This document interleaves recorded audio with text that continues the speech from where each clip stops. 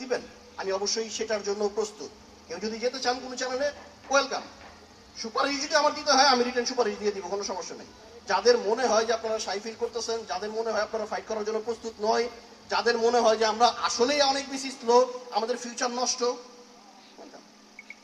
বাংলাদেশে Elon Musk যিনি technology নিয়ে স্বপ্ন দেখেন, ঠিক আছে, আমরা ইলন মাস্ক হইতে চাই বাংলাদেশে, আমরা ওয়ার্ল্ড কাঁপাবো, আমরা বাংলাদেশের প্রথম টেকনোলজিক্যাল চ্যানেল। এবং আই থিঙ্ক যে এশিয়ার মধ্যে আমার মনে হয় যে আমরা আমরা আমরা অনেক জায়গায় স্লো, আমি আগেই বলছি কেন স্লো সেটার ব্যাখ্যা আছে।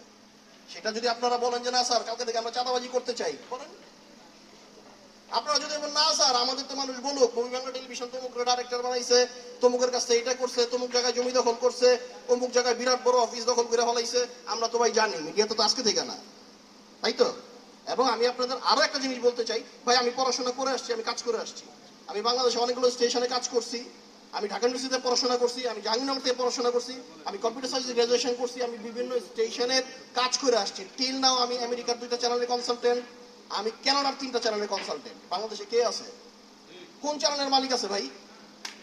আমি কাউকে ছোট করতেছি না, সরি টু সে, এটা আমার কথাটা অন্যভাবে নেবেন না। ডিজিটাল মিডিয়ার যুগ, প্রত্যেকের হাতে স্মার্টফোন আছে, প্রত্যেকে কথা যাচ্ছে, পৃথিবী ছড়ায় যাচ্ছে। এই মুহূর্তে হয়তো আমেরিকাতে বসে কেউ আমাদের লাইভ দেখছে, হোয়াট এভার হইতে পারে। আমি কাউকে জেলাস করতেছি না, কারোর সাথে কম্পেয়ার করতেছি না, আমি আমার রাস্তায় আছি, অনেস্টের রাস্তায় আছি। আমি প্রত্যেককে বলবো প্রত্যেকে আমার ভাই, প্রত্যেকে আমার বন্ধু, প্রত্যেকে আমার সহকর্মী, প্রত্যেকে আমার সন্তানের মতো। সন্তানের মতো কেন বললাম? কারণ আপনারা যখন মুভি বাংলার আইডেন্টিটিটা ইউজ করেন তখন গার্জিয়ান আমি, রাইট?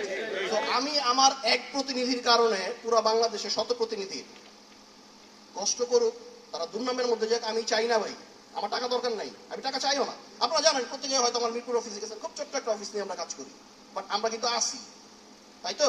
আমরা ডিশের কেবলে আসি, আমরা বাংলাদেশে একমাত্র আকাশ ডিজিটাল সেখানে আসি, আমরা ওটিটিতে আছি, আমরা নাই কোথায়, আমরা নাই কোথায়, আমরা সব জায়গায় আছি, আমরা আরো যাব। জাস্ট ইন্সপায়ার্ড করেন, আপনারা সাথে থাকেন, সত্যের পথে থাকেন, অসত্য করবো। বাংলাদেশে অনেক চ্যানেল আসছে আর গেছে, আমি বাংলাদেশে এমন কোনো ফিগার না ভাই যে আমার চ্যানেল বন্ধ করতে সরকারের 1 সেকেন্ড লাগবে। বাট তারপরেও কিন্তু আমরা ওই সরকারের সময়ও ছিলাম, যেই সরকার চলতেছে এই সরকারের সময়ও আছি। এই সরকার তো অনেক জ্ঞানীগুণী সরকার, এই সরকার তো অনেক জ্ঞানীগুণী সরকার। আমি তো ভাই দাবি করি নাই।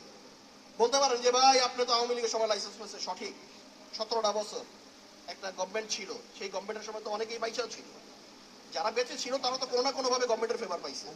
তো অন্তর্বর্তীকালীন সরকার বা এই আমরা 5ই আগস্টের সরকারের তো বলতে পারি যে তারা নিউট্রাল, রাইট? তো সেই সময় তো আমরা আছি, আমাদের কি কোথাও মহাব হয়েছে? আমাদের কোনো প্রতিনিধি দৌড়ানি খাইছে? আমাদের কোনো প্রতিনিধিরা মাইক দিয়ে ঝুলাই রাখছে কাছের মধ্যে? আমার নামে কোনো নিউজ হয়েছে?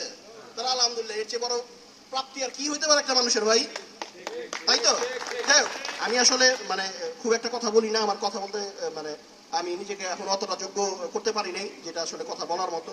অন্যান্য যারা আছেন তারা অনেক আমার থেকে যোগ্য, অন্যান্য চ্যানেলে আমার যারা সিনিয়ররা আছেন, যেহেতু আমি বাংলাদেশের সর্বপ্রথমে আসছি, এবং আপনারা জেনে থাকবেন বাংলাদেশ ডিজিটালের দেশ, অনেক আগাচ্ছে বাংলাদেশ, আমরা সেই আগানোর সাথে আছি। আমি একটা জিনিস চাই, দ্রুত দৌড়ায় যে ভুল সংবাদ দিলাম ভাই, বাংলাদেশে অনেক বড় বড় চ্যানেল, আমি নাম বলতে চাই না, সপ্তাহের ইতিহাসে যায় দেখেন তাদের ভুল নিউজ পাওয়া গেছে 10টা।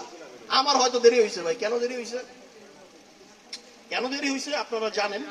আমি আপনাদের কমিটমেন্ট করতে চাই, আমি আপনাদের আশ্বস্ত করতে চাই, আমি আপনাদের কাছে ওয়াদা করতে চাই, মুভি বাংলা টেলিভিশন বাংলাদেশে একটা ভালো টিভি হবে ইনশাআল্লাহ। আমি একটা বিজ্ঞাপন দেখছিলাম যে আমরা নাম্বার 1 না ভাই, আমি নাম্বার 1 না, সেরা হইতে চাই ইনশাআল্লাহ, তাই তো।